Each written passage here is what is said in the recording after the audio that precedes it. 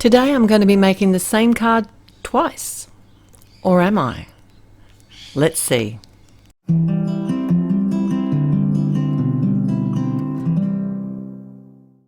It's time for another Take Two with Therese at Altenew, and I have the beautiful new Builder Flower set, and this one's called Queen of the Lilies, and it's a layering stamp set, and on the inside of the packaging there are 4 different color layers that can be used for this lily, and I thought today I'd share with you how easy this layering stamp set is to use when you use the guide and the packaging. I chose 2 of the colors, the grey and the yellow sort of version, as well as the pink, and while I'm lining up my stamps I might as well make a few. So I decided to stamp 2 of each color, and the way that I do this is to actually use a stamp positioning tool like the Misty, and I am stamping my outline first, and then I'm looking at my packaging and working out which layers come next. Then I'm following the guide on the packaging for the colors to use. If you don't have these exact colors, that's easy. Just use whatever you have, or find one that might be fairly close to it, or adapt the colors. They are very forgiving. These dye inks, it's amazing when you put the colors that you have together how different the flower can look. So I just used the exact colors for these 2 flowers because I thought, well, I wanted to show you that you can actually use the same design and get a very different look. So when it comes to designing my cards, that's kind of the thing that can take me the most time. So if I find a design that I like, then I can simply just change it up, and that's what I decided to do here by creating 2 cards that are very similar, but they actually look quite different in the end.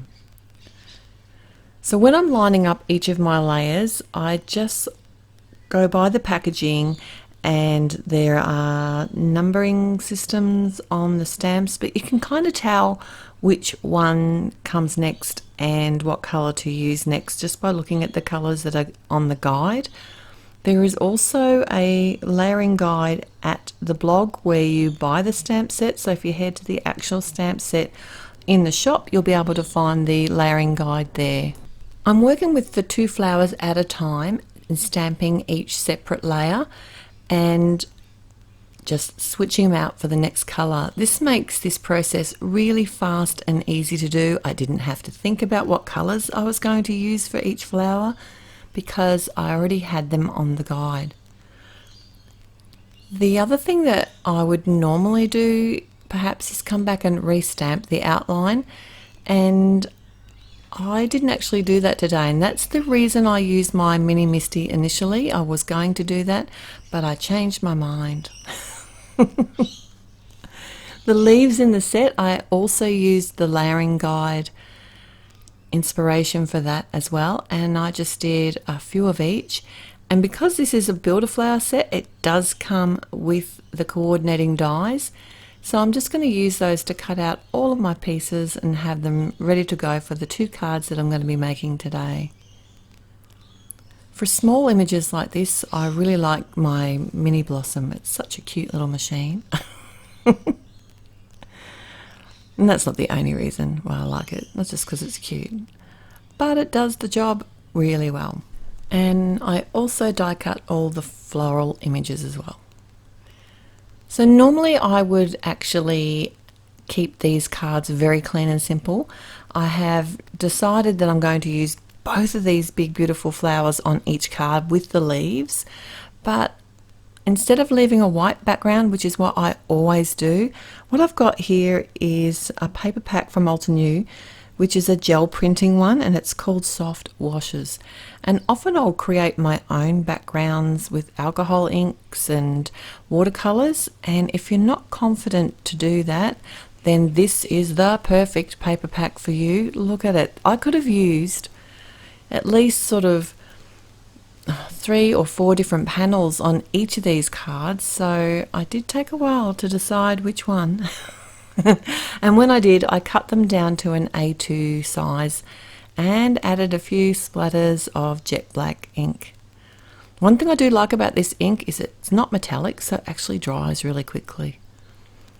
Now I attached these panels to the front of an A2 top fold card base, and then it was just a matter of attaching my bouquets. I did them pretty much the same. I did change up the sentiment a little bit on them, and I used the Painted Flower Carnations sentiment here directly on the front of the card, and that was the word yay. I really like this font. It's beautiful.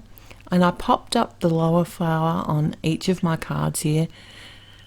The lower flower, not the underneath flower, but the lower one on the card. And then on my second design, I decided to do a white heat embossed sentiment. This one says miss you, and it comes from the Fresh Bloom stamp set, and I did cut that out with one of the featured sentiments die set dies as well.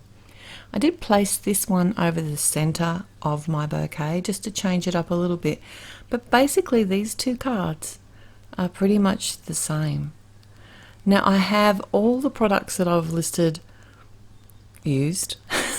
listed below and linked as well. They're also going to be at the blog, and the link for that will be in the description below as well.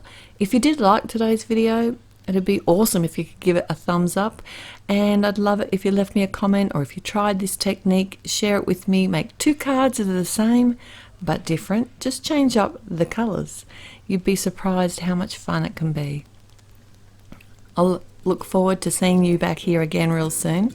Until next time, bye.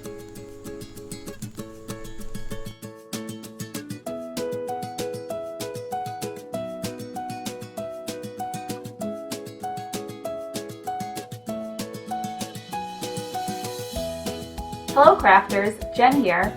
For more tips, techniques, tutorials, and to discover which paper crafting products are right for you, subscribe to Altenew's YouTube channel.